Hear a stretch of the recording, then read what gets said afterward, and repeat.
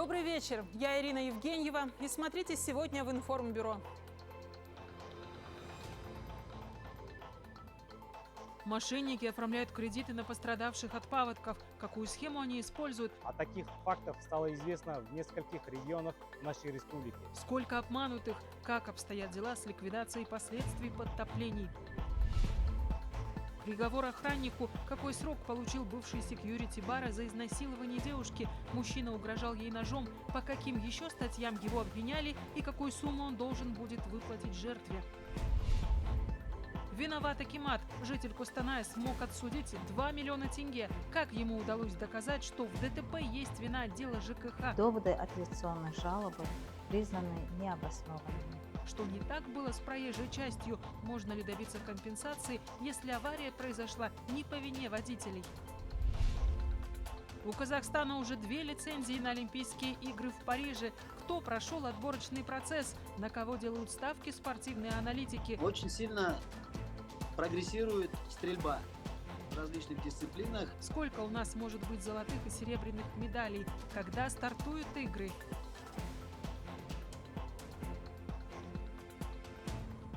Почти 40 тысяч казахстанцев вернулись в свои дома после паводков, сообщает в Министерстве ПЧС. Также на места постоянной дислокации возвращаются военнослужащие. Но не во всех регионах еще есть доступ к жилым домам из-за воды. Эльмира Ержанова с подробностями. В Казахстане по-прежнему устраняют последствия паводка. Вода в реке Жайык сейчас на 14 сантиметров ниже критической отметки, но за ситуацией продолжают следить. По республике вернулись в свои дома более 38 тысяч человек, в эвакопунктах остается 6726 человек. А в эти дома села Нура Актюбинской области жители уже не вернутся. 103 дома по-прежнему в воде. Несмотря на то, что вода в реке Тургай не прибывает, строить здесь уже не будут. Для этого выбрали другую безопасную местность. В области уже начато строительство 587 домов. Отремонтируют 600 и еще 300 выкупят. Рассматриваются варианты по выкупу квартир. На сегодня составляет 199 квартир. К ремонту требуется 600 квартир. По области у нас в Уилском районе, село Харатал, уже начаты работы по демонтажу старых домов. Кроме того, уже отрабатываем варианты выкупа механизма по Айтикибийскому району. Службы гражданской защиты продолжают противопаводковые мероприятия. Помощь населению оказывают на западе, севере страны и в Акмолинской области. А вот часть личного состава и военной техники вооруженных сил возвращаются на места. Из западно-казахстанской, северо-казахстанской и Акмолинской областей. Всего из личного состава 786 человек и 25 единиц военной техники на сегодняшний день возвращаются в свои пункты дислокации. Впрочем, военнослужащие продолжают помогать населению, укрепляют берега реки Жайык на западе страны, перевозят людей на паромах. К примеру, паром в селе Уил Актюбинской области в эти дни продолжает работать. Эльмира Ержанова, Азамат Кубегенов, Информбюро, Актубе. Теме паводков и единению народа в трудные минуты будет посвящен общенациональный телемарафон «Біз біргеміз». В прямом эфире 10 республиканских каналов журналисты расскажут о том, как идет работа по устранению последствий небывалого наводнения.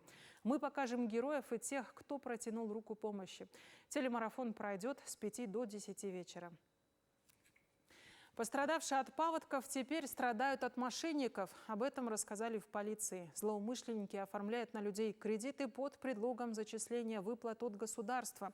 Как обезопасить себя, расскажет моя коллега Анастасия Новикова.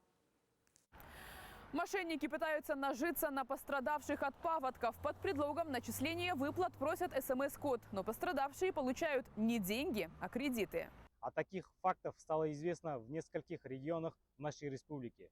Убедительно просим не поддаваться на такие уловки, не сообщайте СМС-коды, не отвечайте на видеозвонки от неизвестных номеров. Чтобы обезопасить себя, не следует разглашать данные банковской карточки и коды из СМС посторонним людям. А если на вас оформили кредит, действуйте незамедлительно. Посмотрев в тех СМС и звонках, которые будут приходить, в какую же организацию был взят кредит, запросить в письменной форме все копии документов, которые были подписаны. Вы пишете заявление в полицию о том, что был неправомерно взят займ.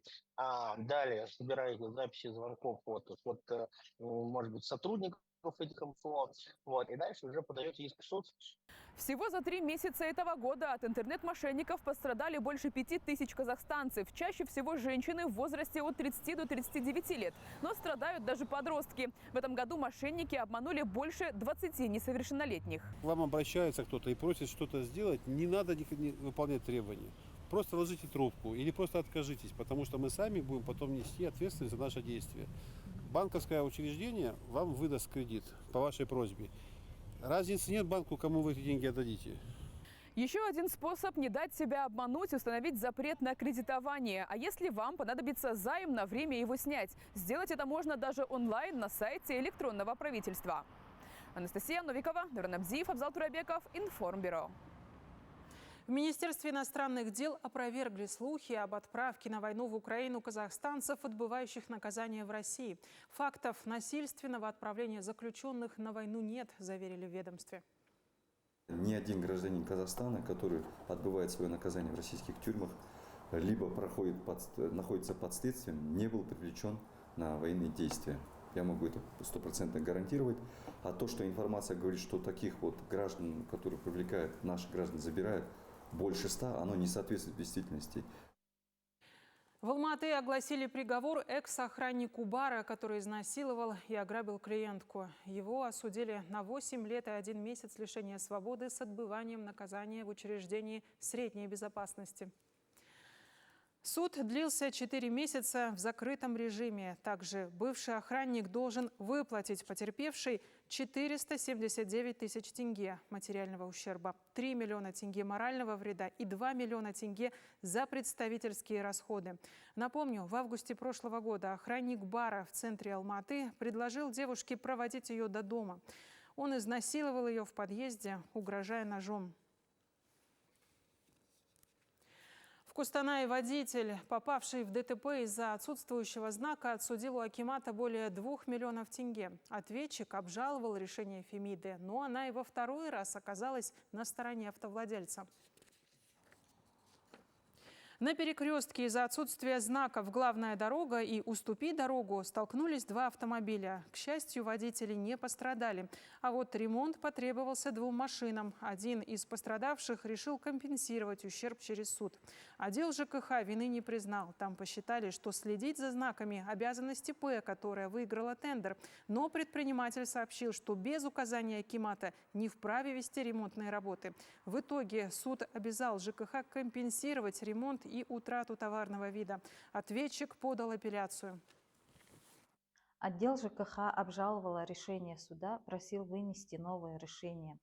Апелляционная инстанция, рассмотрев апелляционную жалобу отдела государственного учреждения, решение суда первой инстанции оставила без изменения, а доводы апелляционной жалобы признаны необоснованными.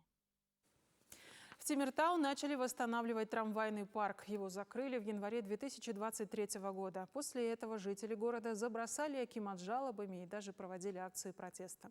Как новый владелец металлургического завода намерен восстанавливать экологичный, но крайне обветшалый транспорт, узнавала Людмила Батюшкина.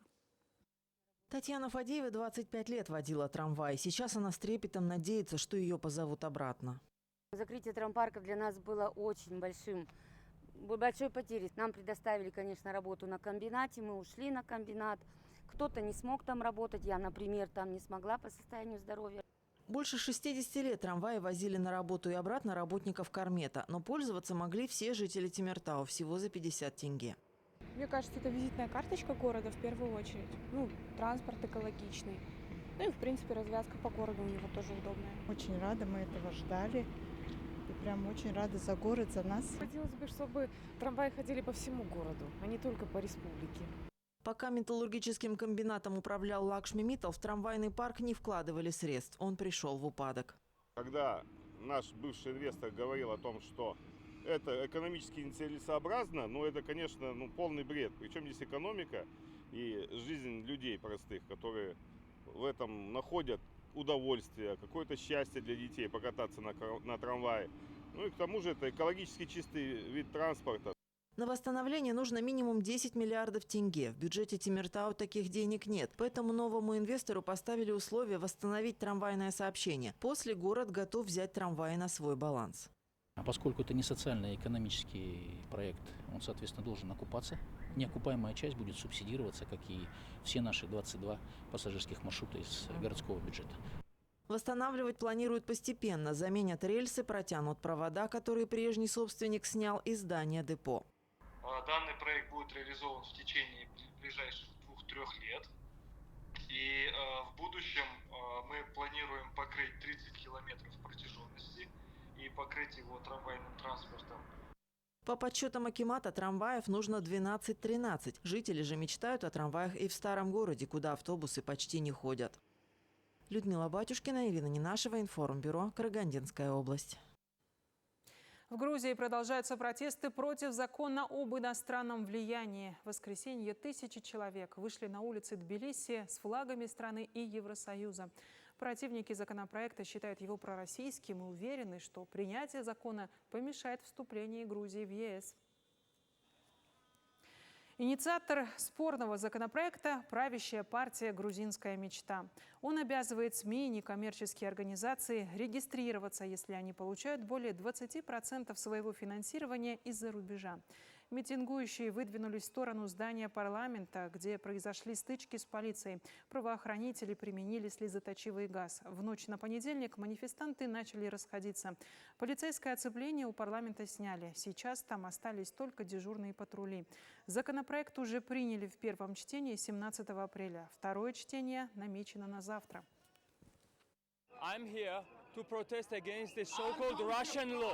Это закон, который клеймит позором любого свободомыслящего человека, любую свободомыслящую организацию. Сотни таких НПО сделали так много хорошего для Грузии, и теперь они столкнутся со стигматизацией.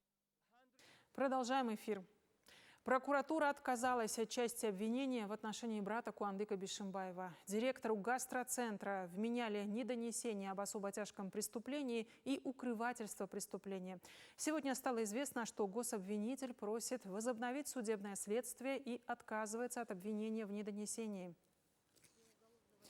По версии прокуратуры, Байжанов пытался скрыть жестокое убийство Нукеновой. Подсудимый видел ее в бессознательном состоянии. Заметил поврежденную дверь кабинки, кровь, разбитую посуду и вырванные волосы. Позже лично перекрыл вход в VIP-кабинку деревянным ящиком. Просил сотрудника ресторана привезти женскую одежду, которую занес в VIP-кабинку. Прокурор просил продолжить рассмотрение уголовного дела в отношении него по статье 432. Заранее необещанное укрывательство особо тяжкого преступления. Санкция статьи подразумевает штраф или ограничение, либо лишение свободы до 6 лет.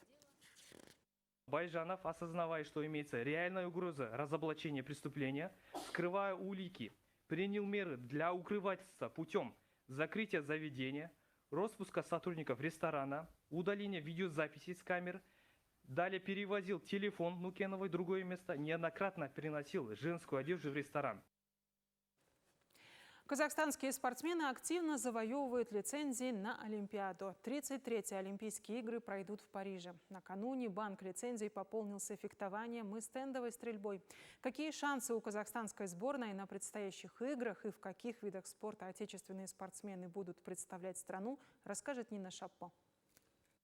Париж станет вторым городом после Лондона, который трижды принимал летнюю Олимпиаду. Она стартует 26 июля и продлится до 11 августа. Накануне лицензию получили члены сборной Казахстана по стендовой стрельбе и фехтованию. Но предсказать, какие медали привезут спортсмены, не берутся даже эксперты.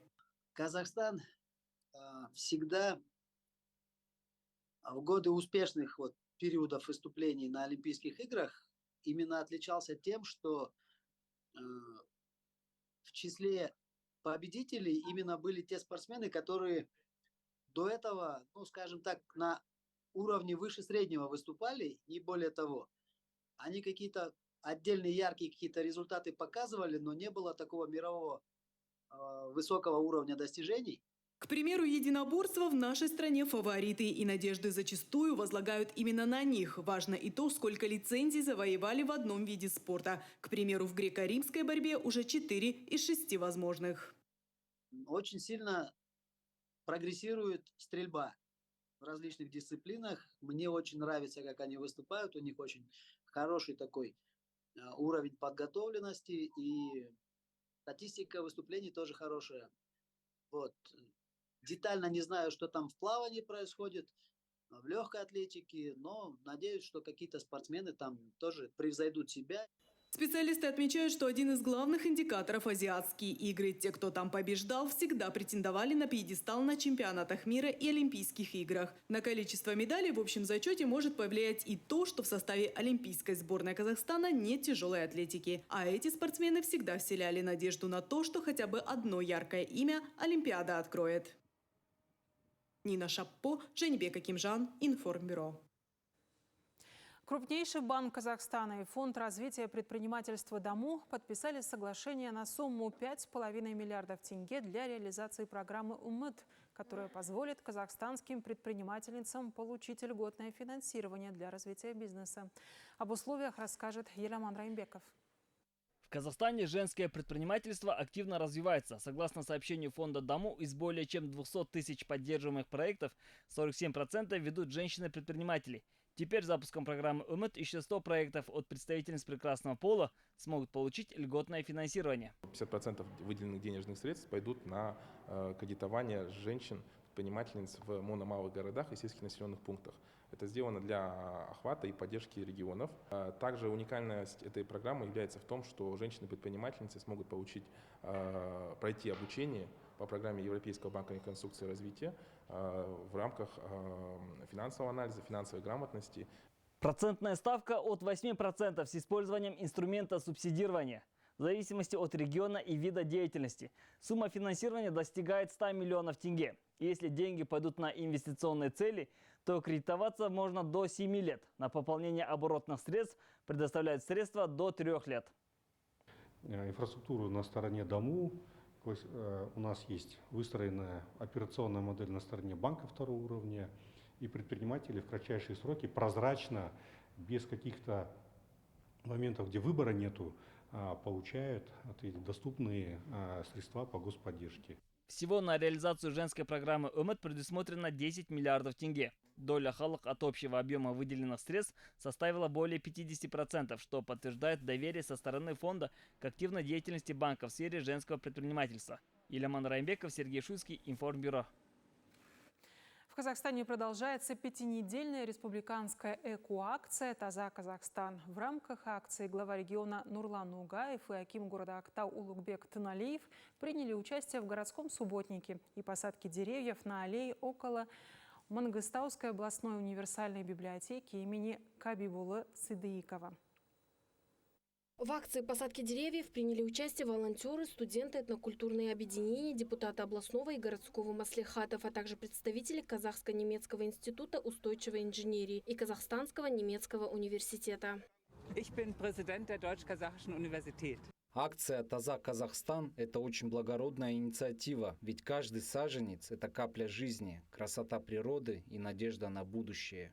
С 20 по 27 апреля в рамках эко-инициативы «Таза Казахстан» прошла акция «Жасыл аймак». В сквере около областной библиотеки имени Кабибуллы Сыдыикова высадили 127 лиственных и 67 хвойных деревьев, а у Дома дружбы 67 лиственных деревьев и 47 хвойных. Всего же в рамках акции посадили более 300 растений.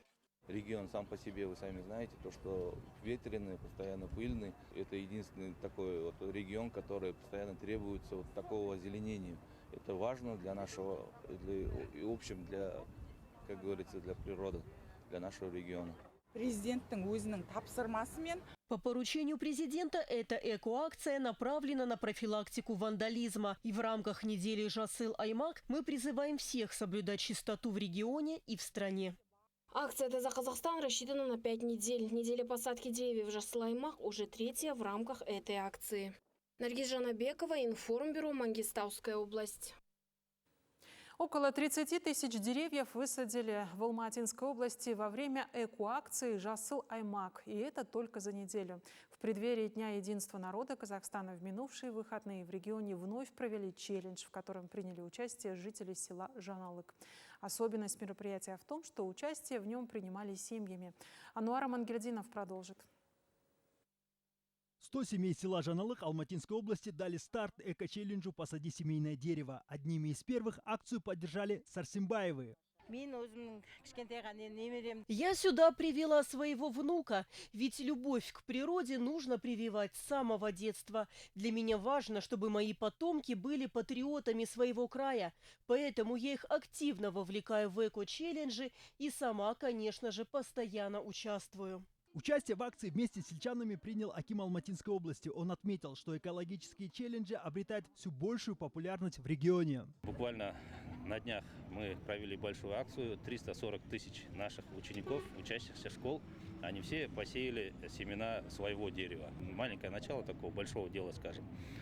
Инициатива президента очень широко и повсеместно поддерживается жителями нашей области. Думаю, это станет хорошей традицией. Традиций, которые складывались тысячелетиями, у казахского народа много. Одна из них – бережное отношение к природе. Именно в этом заключается суть эко-челленджа «Жасыл Аймак». «Жасыл Аймак» – это лишь одно из направлений масштабной республиканской эко-акции «Таза Казахстан». Только в рамках нее за один день было высажено более 4000 саженцев 5 видов деревьев. За неделю по области уже высажено около 30 тысяч деревьев. На этом экоактивисты региона останавливаться не намерены. Акции по озеленению продолжатся и дальше. Ануар Амангельдинов, Сергей Шуйский, Информбюро. В области Абай продолжают возрождать лесной резерват семей Урмана. Сегодня вблизи села Жиланде высадили 60 тысяч молодых сосен. В посадке деревьев в рамках республиканской акции «Таза Казахстан» приняли активное участие и местные жители. Подробности в нашем сюжете. Сосны высадили на территории лесного хозяйства Жана Семей внутриприродного резервата семей Урмана. В посадке участвовали свыше 1000 человек. Не остались в стороне студенты, работники различных организаций, волонтеры. Принял участие и аким региона. Нурлан Уранхаев отметил, что главная цель акции – сохранение леса. Сегодня такую же работу проводим мы в городе Семей, в районах области. Сегодня в центральной парке города Семей футбольный клуб «Еремай», футбольный центр, дети футбольного клуба «Еремай», мини-футбольный клуб «Семей» также высаживают, но уже не сеянца, сосну, голубые ели высаживают. В этом году планируют посадить на территории резервата 28 миллионов 700 тысяч саженцев. Расти они будут на площади в 6100 гектаров земли. Весной саженцы появятся на 5000 гектаров, на остальных уже осенью. Есть такие активисты, которые изъявляют желанием высадить сосновый бор, помочь восстановлению соснового бора. В данное время на территории Женевского филиала производится лесная посадка на площади 1000 гектаров. В целом в резервате семей Урманы до 2025 года планируют посадить 119 миллионов сосен. Эльмира Ержанова, Динара Ерболқызы, Азамат Кубегенов, Информбюро, Абайская область.